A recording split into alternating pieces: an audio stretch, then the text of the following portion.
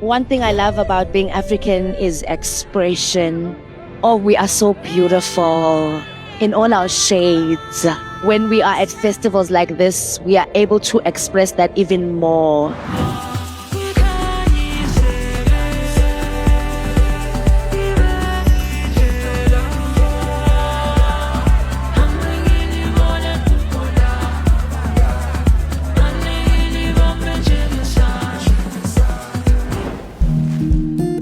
This year's theme is borrowed from our overarching theme of a return to the African future.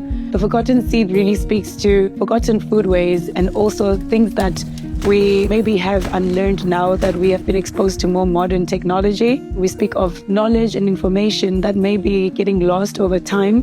And we're saying that we need to return to our roots and be able to use that as a vehicle to inform the future so that it's more sustainable. Seeding an act of resistance and seeding a way forward, a way of looking to the past, to this ancestral intelligence of these forgotten foods. The cooking demo was flavoring and spicing with these forgotten foods as an act of remembering how important they are. If you eat or you interact with the grain and the herbs that are growing into the land where you come from, your DNA is connected to where you're coming from.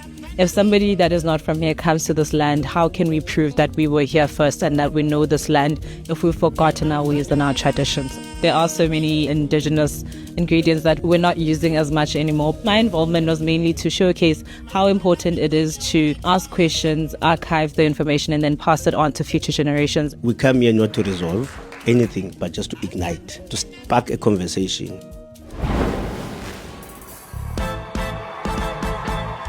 It is important to embrace the future of this continent and advance its virtues, stop being influenced by how the West thinks and what the West believe Africa should be like. A return to the African future means not going to the past in sense of making it like a museum. Go to it and kind of, refresh and repurpose. A return to the African future means being real to who we are, being real to our own identity, and finding a way how we can actually integrate ourselves in the highly globalized world without actually losing ourselves, essentially. I think we are returning to us. It's like a rebirth of some sort.